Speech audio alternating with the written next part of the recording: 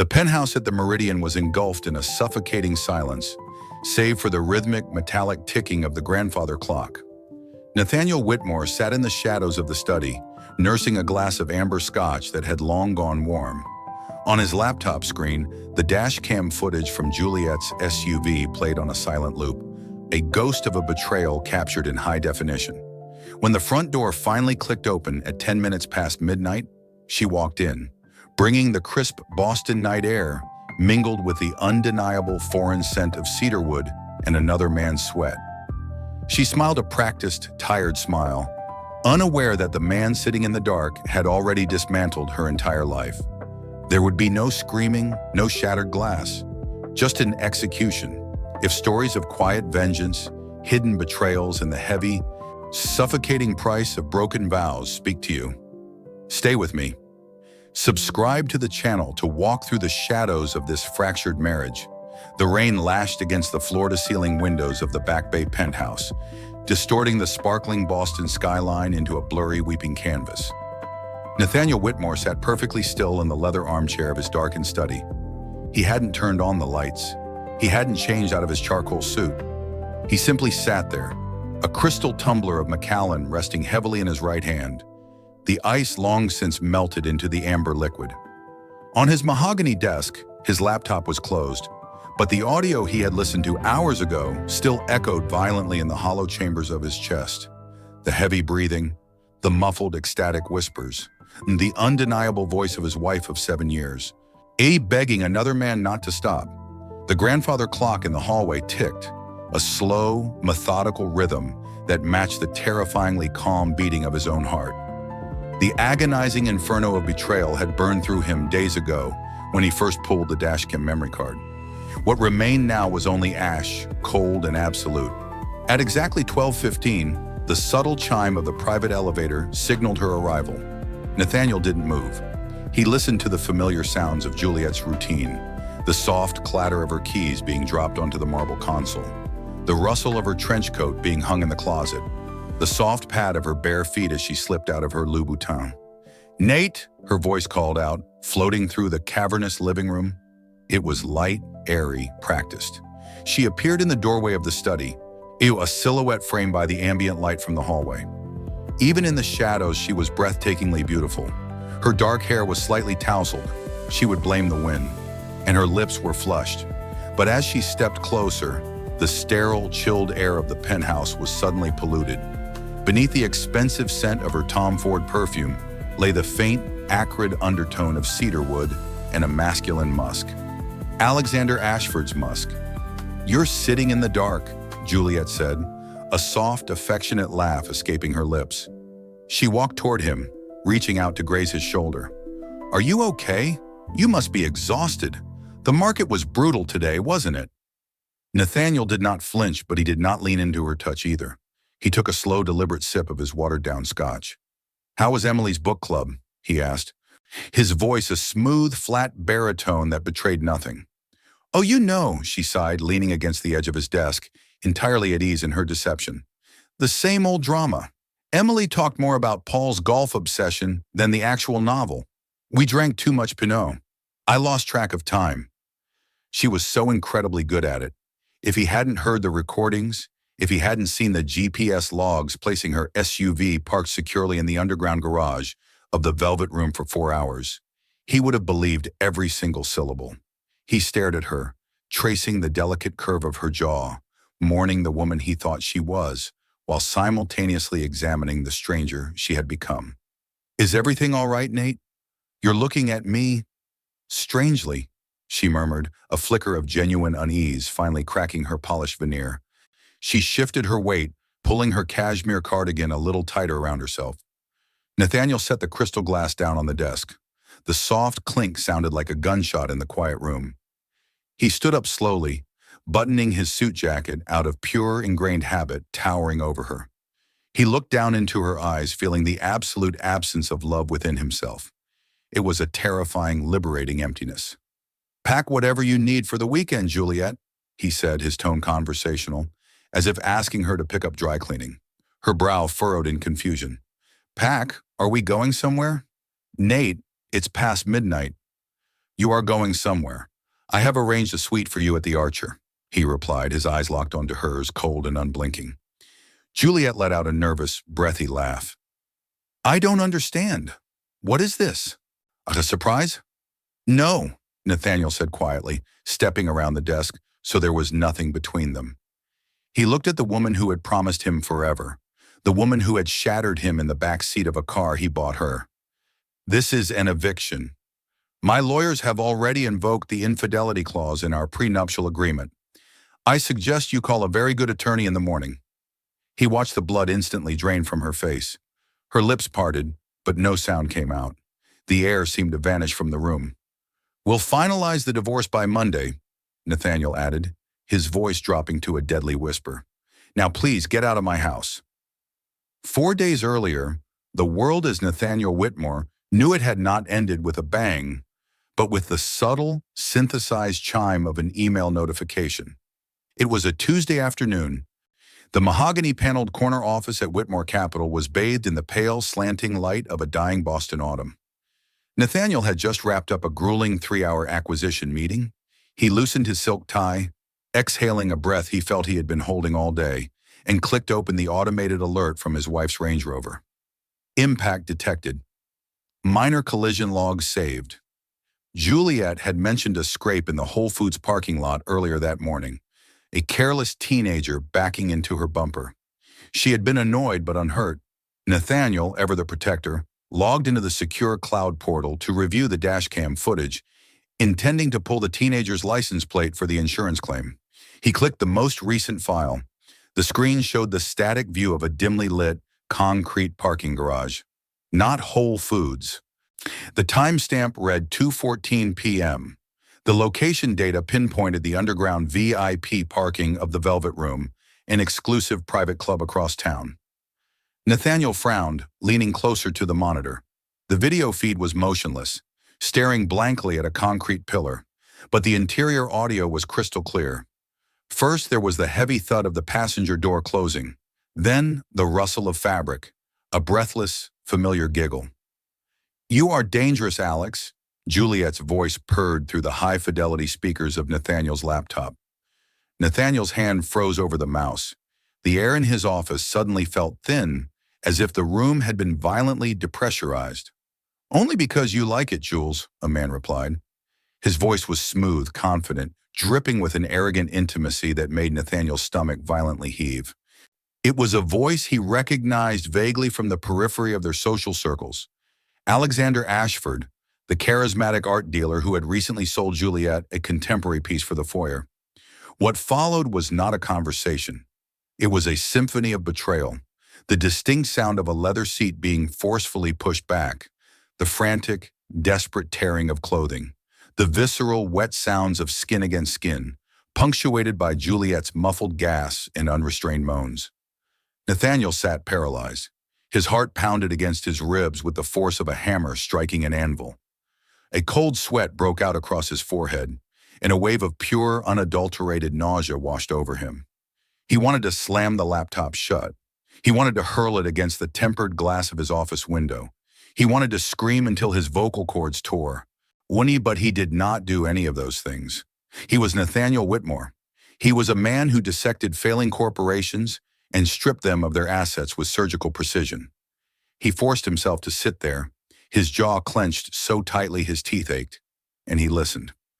He listened to his wife of 7 years surrender herself to another man in the vehicle he had bought her for their anniversary.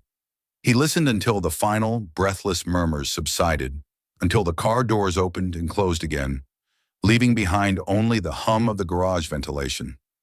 When the recording finally ended, silence flooded back into the office. But it was a different kind of silence. It was deafening. It was the sound of a foundation cracking, of a future dissolving into dust. Nathaniel closed his eyes. The agonizing heartbreak, the sharp, piercing agony of a man who loved his wife deeply and completely, lasted for exactly 10 minutes. He allowed himself that time to bleed. He felt the phantom weight of her hands on him, the memory of her morning kisses, the illusion of their shared life, all burning away into nothingness. And then something inside him snapped. The bleeding stopped. The searing heat of betrayal instantly flashed, froze into absolute terrifying ice. He opened his eyes. The loving, devoted husband was dead. In his place sat the ruthless CEO. He picked up his desk phone, dialing his private legal counsel. If Juliet wanted to play a dangerous game, she had vastly underestimated the board she was playing on. She had broken the contract of their marriage. Now Nathaniel would execute the penalty. Juliet had not gone to the Archer Hotel. Instead, once she had barricaded herself in the guest bedroom of the penthouse, convinced that the midnight confrontation was a stress-induced fever dream. Nathaniel was a reasonable man. He was angry, yes, but they had 7 years of history. Men like Nathaniel Whitmore did not just erase their wives overnight. She believed that by morning the ice would thaw, they would have a terrible screaming argument, and then the healing process would begin. She was devastatingly wrong. When Juliet emerged from the guest room at 8 in the morning, her head pounding and her eyes swollen, the penthouse did not feel like a home. It felt like a corporate boardroom. The scent of freshly brewed dark roast espresso drifted from the kitchen, but there was no domestic warmth to it. As she turned the corner into the expansive, sunlit dining room, she froze. Seated around the long mahogany table were 3 men in immaculately tailored suits. Nathaniel stood by the floor-to-ceiling windows, his back to the room, gazing out at the morning traffic on Boylston Street. He held a ceramic espresso cup. He did not turn around when her bare feet patted softly against the cold marble floor. "Nate," she whispered, her voice trembling, clutching her silk robe tightly around her chest. The oldest of the 3 men, a silver-haired shark whom Juliet recognized as Nathaniel's lead corporate litigator, stood up. He did not offer a polite smile. He gestured to the empty chair at the head of the table. "Good morning, Mrs. Whitmore. Please sit down," the lawyer said. His tone was professional, devoid of any pity or familiarity. Juliet's legs felt like lead as she slowly sank into the chair. Or in the center of the polished wood sat a thick, leather-bound folder. "What is this?" she asked, her eyes darting frantically toward Nathaniel's rigid back. "Nate, what is happening? Who are these people?" "These are the consequences," Nathaniel replied smoothly, finally turning to face her. His eyes were devoid of anger, sadness, or malice. They were completely blank. It was the exact look he gave an underperforming asset right before he liquidated it. The lead attorney opened the folder and slid a crisp, heavy-stock document across the table. It stopped precisely an inch from Juliet's folded hands. It was a copy of their prenuptial agreement, the same document she had cheerfully signed 7 years ago. Blinded by love and the promise of endless wealth, never bothering to read the fine print. Now, under a specific section was highlighted in jarring fluorescent yellow. Section 8, paragraph C, the Morality and Fidelity Clause. As per the evidence acquired by Mr. Whitmore, which we have independently verified and archived, the attorney began, his voice cutting through the silent room like a scalpel. You are in direct violation of the Fidelity Clause. The activation of this clause triggers an immediate, total forfeiture of all spousal support, alimony, and claims to any properties acquired during the marriage, including this residence. Juliet stared at the thick black ink on the page. The words blurred together. Her heart hammered wildly against her ribs, pushing the air out of her lungs. She reached out, her fingers trembling violently, and touched the thick paper. It felt like a death warrant. "You're leaving me with nothing," she gasped, looking up at Nathaniel. The polished, untouchable socialite was cracking, giving way to a terrified, cornered woman. 7 years, Nate. 7 years, and you're just throwing me out on the street? You can't do this. I'll fight it. I'll take this to court. Nathaniel took a slow sip of his espresso. He set the cup down on the windowsill and walked toward the table, leaning forward, placing his hands flat on the mahogany. He was so close she could smell his familiar cologne, a scent that used to mean safety, now turned lethal. "Fight it," Nathaniel whispered softly, his voice a chilling caress. "Take it to court, Juliet. Drag it out into the public record. Let the judge hear the dash-cam audio of you screaming Alexander Ashford's name in the parking garage of the Velvet Room. Let your friends, your charity boards, and your family read the transcripts." Juliet flinched as if she had been physically struck. The breath was knocked entirely out of her. The dash cam. The realization hit her with the force of a freight train. He knew everything. He had heard everything. "You have until noon to pack your personal belongings," Nathaniel said, straightening up, the ghost of his presence already leaving the room. "The divorce papers are underneath the prenup. Sign them. Or don't. The outcome will be exactly the same." He turned and walked toward the front door, leaving her completely alone with the men in suits, the ticking clock, and the heavy, undeniable weight of her own ruin.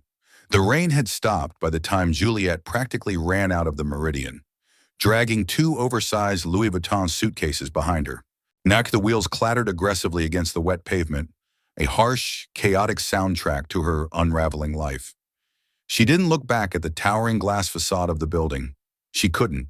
Instead, she threw herself into the back of a waiting taxi, her hands shaking so violently she could barely type the address into her phone. "The Velvet Room," she managed to say, her voice thick with unshed tears.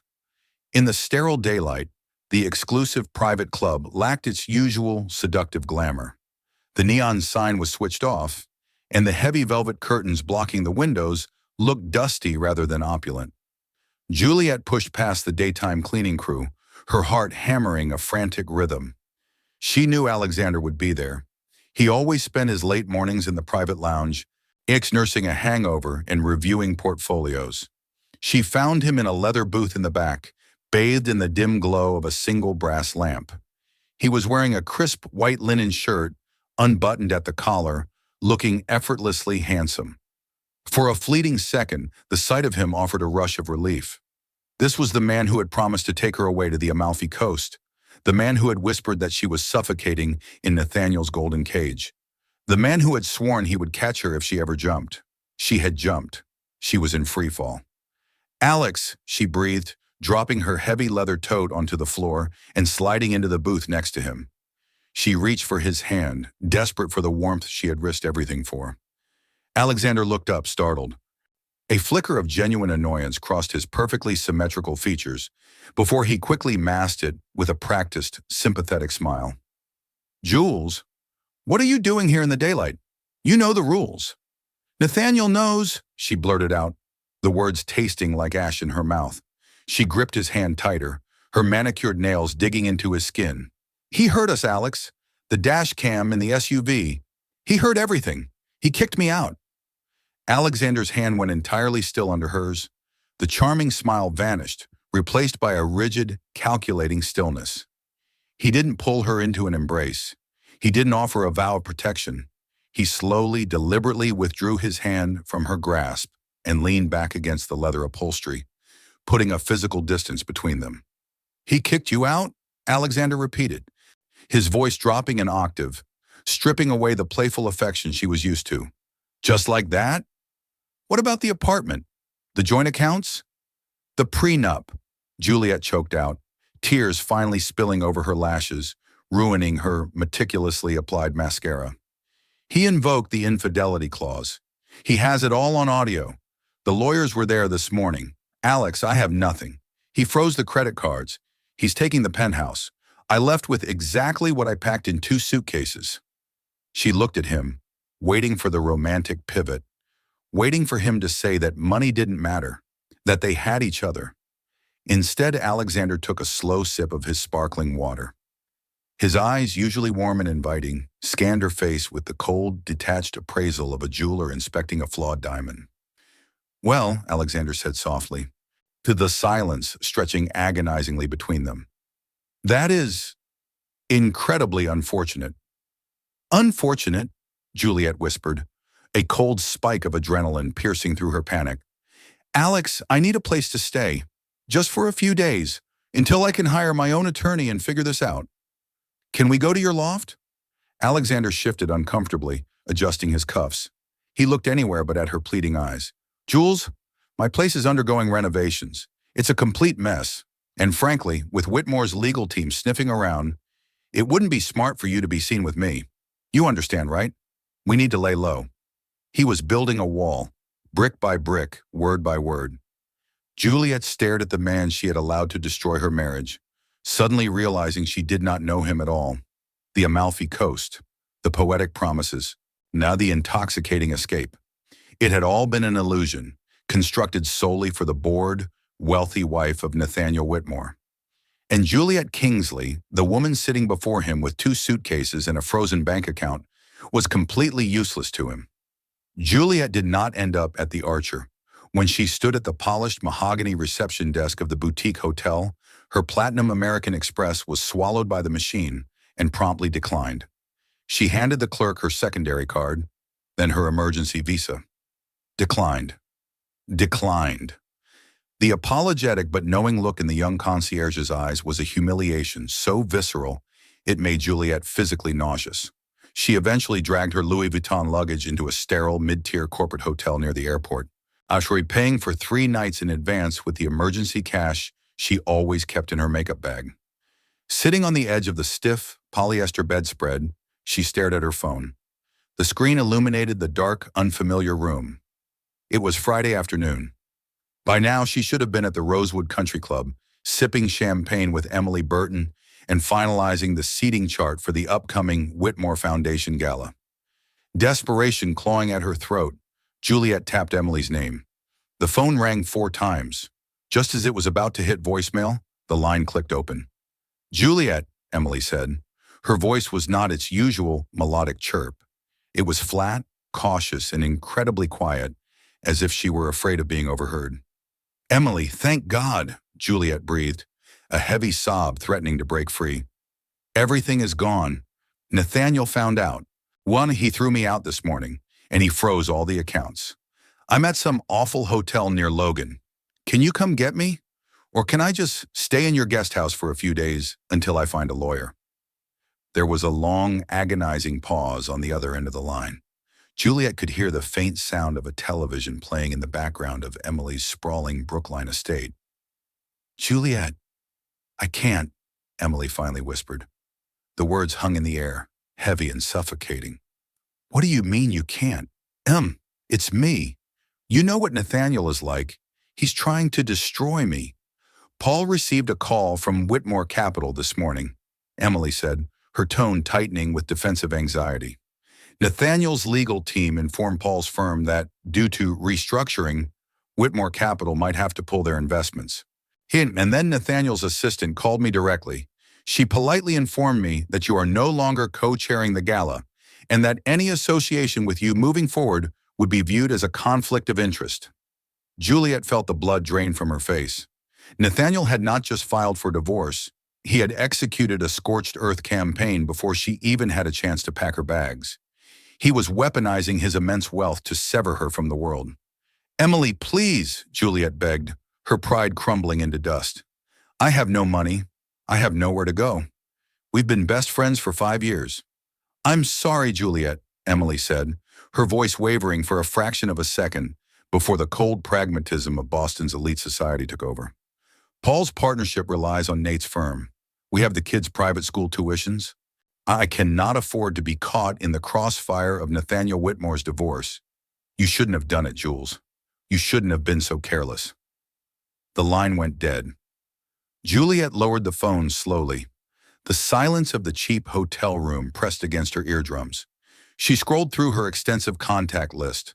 Hundreds of names, charity board members, socialites, wives of CEOs. A glittering network of powerful people. And with one silent, calculated move, Nathaniel had turned them all into ghosts. She was entirely alone.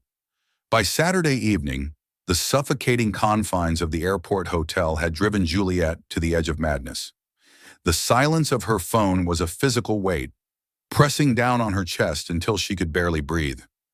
Driven by sheer, unadulterated panic and the primal instinct to survive, she ordered a rideshare back to the Back Bay.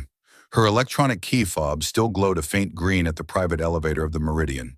It was either a rare oversight by Nathaniel's meticulous security team or a deliberate, cruel allowance, permitting her one final, humiliating audience. The brushed steel doors slid open with a soft chime. The penthouse was enveloped in the muted blue twilight of the rainy city. Nathaniel was seated on the sprawling Italian leather sofa, illuminated only by the sterile glow of his tablet. He wore a dark cashmere sweater and slacks, looking infuriatingly composed. He did not look up when she stepped off the elevator. He simply swiped a finger across his screen, turning a page. Juliet walked slowly into the living room. She was a ghost of the woman who had lived there just 48 hours prior. Her designer clothes were wrinkled, her hair lacked its usual immaculate blowout, and her eyes were bloodshot from weeping. "Nate," she whispered. Her voice cracked, dry and hollow. Nathaniel slowly lowered the tablet, resting it on his knee. He looked at her. There was no flicker of surprise, no residual affection, not even the burning resentment she desperately hoped to see. Hate would have meant he still cared. This was pure, unadulterated indifference. Her legs gave out. She didn't faint, but she collapsed onto the edge of the heavy glass coffee table, her shoulders shaking as she buried her face in her hands. The tears came fast and violent now, stripping away the last remnants of her pride. "Please," she sobbed, the sound echoing pathetically in the cavernous room. "Nate, please, I am begging you. I have nothing. Emily won't speak to me. My cards are dead. I made a terrible, unforgivable mistake. But please, you can't just erase me like this. We were married for 7 years. Nathaniel watched her cry. He did not offer a handkerchief. He did not lean forward to comfort her. He sat perfectly still, a spectator to her ruin. "I was so lonely, Nate," she pleaded, looking up at him with mascara-stained cheeks. She reached out, her trembling fingers stopping just inches from his knee, afraid to touch him. "You were always at the firm, always traveling, always working. We stopped talking. We stopped being us. I was weak and I was stupid, and I sought attention where I shouldn't have. But I loved you. Remember Kyoto? Remember the first apartment we rented in Cambridge? You loved me once. Azure, please don't leave me to starve in the street." The silence that followed was heavier than the storm outside. Nathaniel let her words hang in the air, letting them curdle and rot before he finally spoke. "Loneliness," Nathaniel said, his voice a low, smooth baritone that lacked any trace of empathy, "is a reason to suggest marriage counseling, Juliet. It is a reason to ask for a separation. It is not a reason to spread your legs for a pretentious art dealer in the back seat of a vehicle I purchased with the money I earned while supposedly neglecting you." Juliet flinched, shrinking back as if he had struck her. "You are confusing mercy with weakness," he continued, picking up his tablet again. "You gambled a life of absolute luxury for a cheap thrill in a parking garage. You lost. I do not come into my home and attempt to weaponize memories of a marriage you actively chose to destroy." He didn't raise his voice. He didn't have to. Every softly spoken word was a scalpel, meticulously severing the final, invisible threads that bound them together. "Your attorney has until Monday morning to review the papers," Nathaniel said, his eyes already back on the glowing screen. "If you ever step foot in this building again, I will have security escort you out in handcuffs. Goodbye, Juliet." She sat there for a long moment, the cold glass of the coffee table seeping into her skin. The man she had married was dead. He had died the moment he heard that dash cam audio, and the man sitting before her was only his ghost, a ruthless executive who had just successfully liquidated a toxic asset. Slowly, Juliet stood up, turning her back on the life she had ruined, and walked back to the elevator alone. The Seaport district was swallowed by a thick, salty fog rolling off the Atlantic on Sunday morning. Juliet stood on the wet cobblestones, staring through the floor-to-ceiling glass of Ashford Fine Arts. Inside, bathed in the warm, pretentious glow of track lighting, Alexander Ashford was adjusting a contemporary canvas. He looked relaxed, untouched. She pushed the heavy glass door open, the brass bell chiming sharply in the cavernous gallery. Alexander turned, his relaxed posture stiffening immediately. The gallery was empty of patrons, the silence amplifying the sharp click of Juliet's heels against the polished concrete floor. "Juliet," he sighed, dropping his hands to his sides. There was no charm left in his voice, but only the weary irritation of a man dealing with an expired inconvenience. "I told you it wasn't safe to be seen together." "Safe for who, Alex?" she asked, her voice trembling with a toxic mixture of exhaustion and rage. She stopped a few feet from him. "You wouldn't answer my calls. You left me in a roadside hotel while you're here, adjusting paintings like you didn't just detonate my entire existence." Alexander walked over to a sleek, minimalist reception desk and leaned against it, crossing his arms. The mask he had worn for 6 months, the sensitive, passionate artist who understood her soul, slipped off entirely, revealing the hollow, calculating predator beneath. "Look, Jules, it was fun," he said flatly, his eyes cold and dead. "You were bored.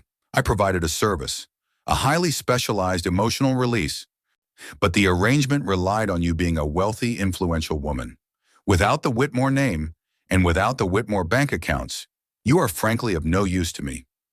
Juliet felt the air leave her lungs. The sheer audacity of his cruelty was paralyzing. "A service?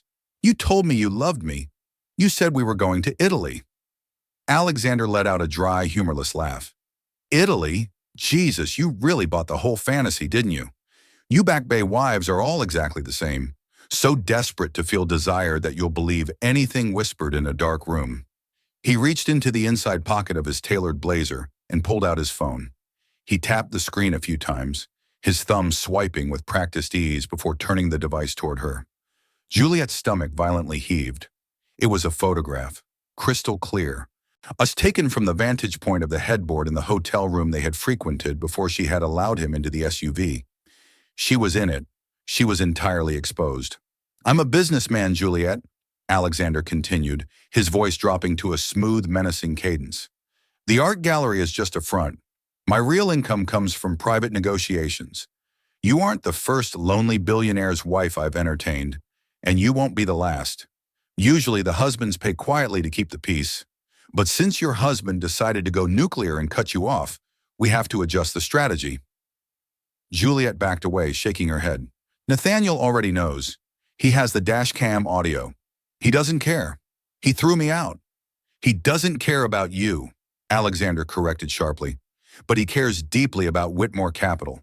He cares about his pristine corporate image. A messy, highly publicized infidelity scandal with explicit photographic evidence leaking to the Boston press will tank his upcoming merger. He will pay to make this disappear."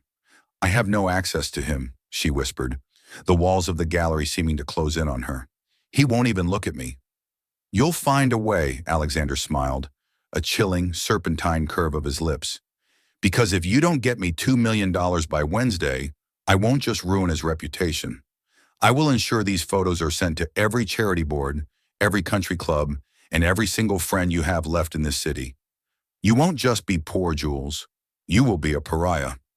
He slipped the phone back into his pocket, his eyes gleaming with malicious triumph. "Aaron, I suggest you go crawl back to your husband and beg a little harder."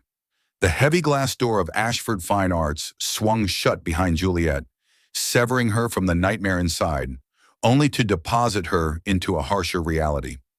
The fog rolling off the Boston harbor had thickened, chilling her to the bone. She stumbled down the cobblestone street of the Seaport District, her vision blurring not from the mist, but from the sheer, suffocating panic constricting her throat. $2 million by Wednesday. She leaned against a damp brick wall in an empty alleyway, her manicured hands trembling violently as she pulled out her phone.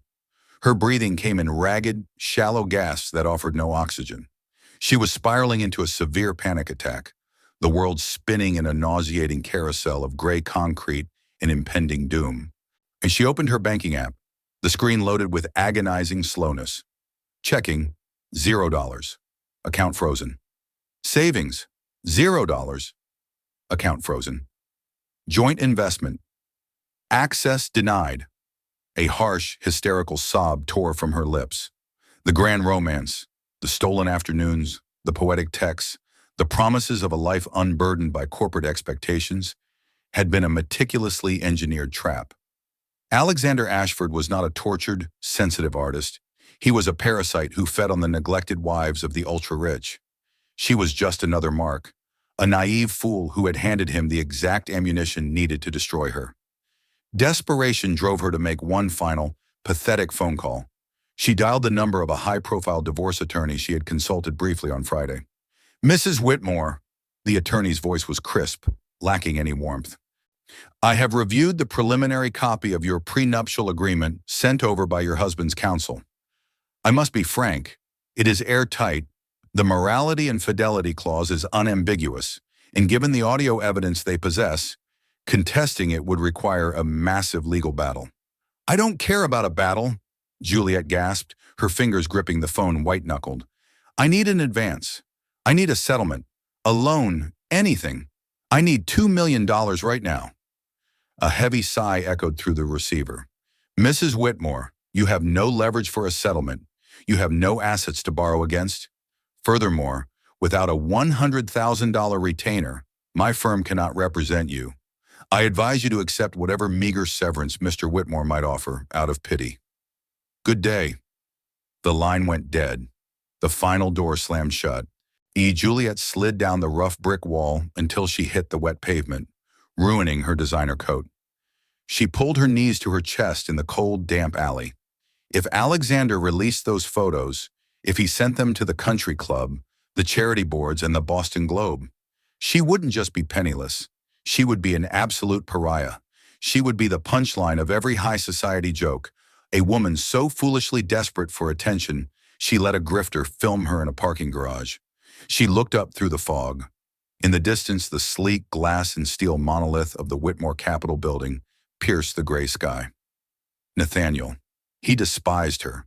He had looked at her with the cold indifference of a man who had successfully excised a tumor. He wouldn't pay $2 million to save her.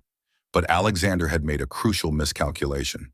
He assumed Nathaniel's pride could withstand a public scandal. Nathaniel was in the middle of engineering the largest corporate merger in Whitmore Capital's history, a lurid, tabloid-ready scandal involving his wife, explicit photos, and a Boston art dealer would tank the firm's stock and jeopardize the board's confidence. Nathaniel didn't care about Juliet's dignity, but he cared deeply, ruthlessly about his own name. Slowly, her limbs heavy with dread, Juliet stood up. She had to do the most humiliating thing a human being could endure. She had to crawl back to the man who had legally executed her, confess the full, ugly extent of her stupidity, and beg him to use his immense power to crush Alexander. Not to save her, to save himself. She hailed a cab, her voice hollow and defeated as she gave the driver the address. She was going back to the Meridian. Juliet's return to the Meridian was vastly different from her desperate arrival the night before. The weekend concierge, a man who had greeted her with warm, practiced deference for years, now looked at her with a polite, vacant stare. He had to call upstairs for authorization. The 2 minutes she stood in the opulent marble lobby, shivering in her damp designer coat, feeling the subtle, judgmental eyes of the staff on her, were an agonizing prelude to the humiliation awaiting her. "Mr. Whitmore will grant you exactly 5 minutes," the concierge finally said, gesturing tightly to the private elevator. When the brushed steel doors opened, she found Nathaniel exactly where she had left him, in his study, surrounded by a fortress of legal paperwork and glowing monitors. He wore a crisp white dress shirt, the sleeves rolled up to his forearms, looking deeply engrossed in a quarterly report. He did not offer her a seat. 4 minutes and 50 seconds, Juliet," he said, not lifting his eyes from the screen. "It's about Alexander," she blurted out, the name tasting vile on her tongue. She gripped the edge of the mahogany door frame to keep her knees from buckling. He isn't who I thought he was, Nate." Nathaniel slowly lowered his Mont Blanc pen. He finally looked at her. His gaze was a physical weight, cold and entirely unyielding. "I am not your therapist, Juliet, nor am I interested in the tragic realization that you destroyed our marriage for a walking cliché. Your time is ticking." "He's blackmailing me," she choked out, the tears finally breaking through her exhausted facade. She stepped into the room, her voice dropping to a desperate, pathetic whisper. "He doesn't want me. He never did. He wants $2 million by Wednesday, or he's going to release photographs and videos to the press, to the country club, to your board of directors." Silence descended upon the study. It was absolute and terrifying. Juliet waited for the explosion. She waited for Nathaniel to scream, to throw his crystal tumbler, to curse her for bringing a parasite into their carefully curated lives. Instead, he simply leaned back in his heavy leather chair, steepling his fingers beneath his chin. The silence stretched for an agonizing 30 seconds. "Photographs," Nathaniel repeated, the word completely devoid of any inflection. "Explicit ones," she sobbed, burying her face in her trembling hands. "He's a professional, Nate. He targets wealthy wives. I was so stupid. I was so incredibly, unforgivably stupid. I know you hate me. I know you never want to see me again. I'm not asking you to take me back or even forgive me. But if he releases those pictures, it won't just ruin me. It will drag the Whitmore name through the mud right before the Sterling Capital merger. She had played her only card, his pride, his legacy, his firm. Nathaniel stood up, smoothing the front of his trousers. He walked around the desk, stopping just a foot away from her. The sheer proximity made her breath catch in her throat. He looked down at her, not with the fiery rage of a betrayed husband, but with the chilling, detached disgust of a CEO evaluating a catastrophic corporate liability. "You have reduced yourself to a grotesque punchline, Juliet," he said softly, worse, his words slicing through her chest like a scalpel. "You let a common street grifter use you to threaten my company." She nodded, unable to speak, fresh tears streaming down her ruined makeup. She was stripped bare, utterly pathetic, holding on to the very bottom of the abyss. "Write his contact information and the address of his gallery on that notepad," Nathaniel commanded, turning his back on her and walking toward the floor-to-ceiling window. "And then get out of my sight. You will not hear from me again until Monday morning when you sign the final papers." She typed the information with shaking fingers, leaving her last ounce of dignity on the mahogany surface, before fleeing back into the elevator, entirely broken. By late Sunday afternoon, the suffocating fog over the Seaport district had hardened into a bitter, biting frost. A sleek, black Lincoln Navigator pulled up to the curb directly in front of Ashford Fine Arts. The engine idled with a low, predatory hum. Nathaniel Whitmore stepped out into the freezing air. He wore a tailored charcoal overcoat, his expression as unreadable as polished granite. He was not alone.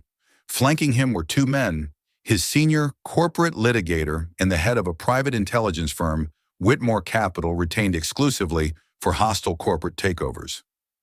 Inside the gallery, Alexander Ashford was pouring himself a glass of expensive Barolo, the very picture of arrogant confidence. He had expected a frantic phone call, perhaps a panicked lawyer trying to negotiate the $2 million down to $1. He had not expected the devil himself to walk through his front door. The brass bell above the door chimed softly. Alexander turned, his confident smirk faltering slightly as the three men entered, bringing the frigid winter air with them. "Mr. Whitmore?" Alexander said, quickly recovering his composure. He set the wine glass down on a glass display case. "I must admit, I expected a wire transfer, not a personal visit, but I appreciate the direct approach." Nathaniel did not reply immediately. He took a slow, deliberate look around the gallery, his eyes assessing the mediocre artwork with clinical disdain. He stopped a few feet from Alexander. He did not yell. He did not lunge.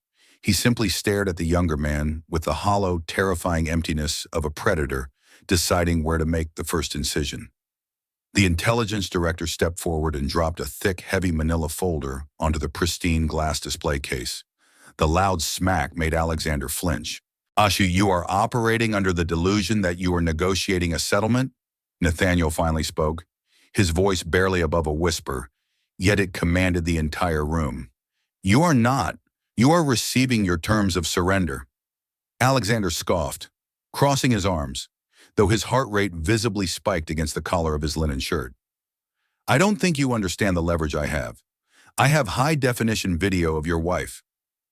I have the offshore routing numbers for the Cayman accounts where you hide your untaxed income," Nathaniel interrupted smoothly, not raising his voice a single decibel. "I have the sworn affidavits of two other women in Manhattan you attempted to extort in 2022. I have the digital footprint of the wire fraud you committed to secure the lease on this very building." The color rapidly drained from Alexander's face, his arms uncrossed. The smug, untouchable art dealer suddenly looked like a terrified child. Nathaniel stepped closer, his physical presence suffocating. "You mistook my wife's profound lack of judgment for my own vulnerability. You brought a blackmail scheme to a man who dismantles billion-dollar corporations for sport. It was a catastrophic miscalculation." Nathaniel gestured lazily to the folder on the glass. "Inside is a non-disclosure agreement, a full confession to attempted extortion, and a legally binding transfer of all your digital devices to my security team, who are currently waiting by the rear exit of this building. You will sign them. You will surrender every hard drive, every phone, and every cloud password." "And if I refuse?" Alexander choked out, his voice cracking, desperate to maintain some illusion of control. If you refuse, my attorneys will hand this dossier to the federal prosecutor's office in exactly 10 minutes, Nathaniel replied, his eyes entirely devoid of mercy. You will be indicted for wire fraud, tax evasion, and interstate extortion by Tuesday. You will spend the next decade in federal prison, and I will personally ensure this gallery is liquidated to pay your legal fees. Alexander stared at the folder, his hands trembling. He looked at the three men, realizing with sickening clarity that he had stepped onto a battlefield he could not even comprehend. There was no grand romance, no clever heist. He was simply an insect about to be crushed. I don't care about Juliet, Nathaniel added quietly, twisting the final knife. I am discarding her, but I protect my name. Sign the papers, Mr. Ashford, then pack your bags and leave Boston. If I ever see your face in this city again, I will ruin whatever is left of your miserable life. Alexander reached for the pen. His hand shook so violently he could barely hold it. Nathaniel did not wait to watch him sign. He turned on his heel and walked back out into the freezing Boston evening, leaving the shattered remains of Juliet's grand illusion behind him. Sunday night descended upon Boston with a biting, crystalline chill. The heavy fog that had choked the city all weekend finally broke, leaving the Back Bay skyline sharp and glittering against a starless black canvas. Inside the penthouse at the Meridian, the silence was absolute. It was not the peaceful quiet of a shared Sunday evening. It was the deafening, suffocating silence of a graveyard. In the guest bedroom, Juliet Kingsley meticulously folded her last cashmere sweater and placed it into the second Louis Vuitton suitcase. Her movements were robotic, stripped of all grace and energy. She had spent the last 48 hours oscillating between sheer panic and profound humiliation, but now only a hollow exhaustion remained. Earlier that evening, a brief, sterile email had arrived on her phone from Nathaniel's executive assistant. The security vulnerability regarding Mr. Ashford has been permanently neutralized. Your final appointment at Bennett and Hayes is scheduled for 9 a.m. tomorrow. There was no call from Nathaniel, no final conversation. Oh, he had not stepped into Alexander's gallery as her white knight to rescue their fractured love. He had stepped in as a ruthless CEO, liquidating a corporate liability. She was safe from the public scandal, but she was entirely, irrevocably exiled from his life. Juliet walked over to the sleek vanity. Resting on the glass surface was her engagement ring, a flawless 3-carat emerald-cut diamond. She had taken it off on Friday night and hadn't put it back on since. Beside it lay a Cartier watch he had given her for their 3rd anniversary. She did not pack them. She understood the unspoken rules of this surrender. She was leaving with exactly what she had brought into the marriage, herself and nothing more. She looked at her reflection in the mirror. The vibrant, confident socialite was gone, replaced by a pale, unhollow-eyed stranger who had traded everything real for a pathetic, manufactured illusion. Down the hall, separated by 70 feet of polished marble and impassable emotional wreckage, Nathaniel Whitmore stood by the floor-to-ceiling windows of the dark living room. He held a glass of ice water, watching the headlights of the traffic crawling along Boylston Street below. He had won. Alexander Ashford was currently packing his gallery in a state of sheer terror. The threat to Whitmore Capital was eradicated, and the impending merger would proceed flawlessly. It was a textbook execution of corporate crisis management. Yet, as he stared out into the freezing night, Nathaniel felt the crushing weight of the penthouse's emptiness. He turned his gaze slightly, eye looking at the blank expanse of the foyer wall where the contemporary painting Juliet had purchased from Ashford used to hang. Nathaniel had ordered his security team to tear it down and incinerate it that afternoon. The bare patch of drywall was a glaring, ugly wound in the otherwise immaculate apartment. He remembered the day they bought the penthouse. Juliet had spun around in the center of the empty living room, her laughter echoing off the glass, her eyes shining with the promise of their future. He had loved her. He had built this fortress to keep her safe, to give her the world. But the fortress had become a cage, and instead of telling him she was suffocating, she had sought the key from a thief in the dark. Nathaniel took a slow sip of the ice water, letting the cold ground him. The anger had burned out, and the adrenaline of destroying Ashford had faded. What remained was the bleak, melancholic acceptance of a tragedy that could never be undone. They slept under the same roof for the final time. Two strangers, lying awake in the dark, waiting for the dawn to make their ruin official. Monday morning arrived with a cruel, brilliant sunlight that exposed every flaw in the city's facade. At precisely 8:50 a.m., a black town car, dispatched by the firm, not by Nathaniel, dropped Juliet in front of the glass and steel monolith of Bennett and Hayes. She was dressed in a simple, high-collared black dress, her eyes hidden behind oversized sunglasses. She looked like a widow, though the man she was mourning was still very much alive. The conference room on the 42nd floor was a temple of cold efficiency. 2 rows of lawyers sat in silence, and their laptops open, the blue light of their screens reflecting off the polished mahogany table. In the center of the table lay the stack of documents, the final divorce decree, the property transfer waivers, and the ironclad non-disclosure agreement. Nathaniel was already there. He was reviewing a file, his reading glasses perched on the bridge of his nose. He didn't look up when she entered. He didn't offer a nod. To him, this wasn't a tragedy. It was a closing. Mrs. Whitmore, the lead attorney began, sliding a heavy fountain pen toward her. The terms remain as discussed on Friday. Mr. Whitmore has, however, made one discretionary amendment. He has authorized a one-time relocation stipend of $20,000 to be issued via cashier's check upon the signing of all documents. This is a gift, honor, not a contractual obligation. Juliet stared at the pen. $20,000. To the woman she was last week, that was the cost of a single handbag. To the woman she was today, it was the only thing standing between her and a homeless shelter. It was the ultimate mercy and the ultimate insult. It was Nathaniel's way of ensuring she disappeared quietly, without the messy inconvenience of her starving in the streets of Boston. "Thank you," she whispered, her voice barely audible. She picked up the pen. It felt impossibly heavy. She began to sign, Juliet Kingsley. Page after page, she watched her name detach itself from his.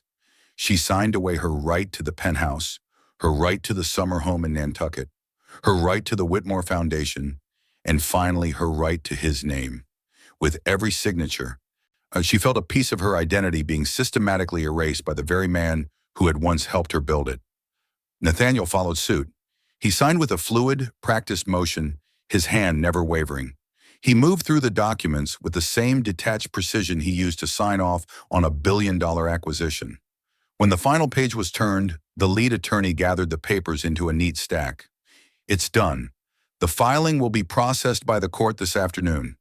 The lawyers began to pack their bags, the room filling with the sound of zipping briefcases and muffled professional chatter. Juliet stood up, her legs trembling. She looked across the table at Nathaniel. He was already standing, handing his glasses to his assistant. "Nate," she said, the name sounding foreign in the sterile air. He paused, his hand on the back of his chair. He didn't look at her, but he didn't walk away. "I'm sorry," she said, the words falling flat against the soundproof walls. "I know it doesn't matter now, but I really am sorry for what I destroyed." Nathaniel finally looked at her. For a split second, she saw a flicker of the man she had married, a shadow of the warmth that used to greet her every morning. But it was gone as quickly as it appeared, replaced by the impenetrable mask of the CEO. "You didn't destroy a marriage, Juliet," he said, his voice quiet and chillingly calm. "You destroyed a man's ability to believe in anything. That is your legacy." He didn't wait for a response. He turned and walked out of the conference room, followed by his phalanx of lawyers. Juliet was left alone in the vast, silent room. Oh, she picked up the white envelope containing the cashier's check, her severance for 7 years of life. She walked to the window and looked out at the city where she had once been a queen. The world was moving on, the traffic was flowing, and the sun was shining. But as she turned to leave, she realized she had no idea where she was going. The door clicked shut behind her, the sound of a final, irreversible end.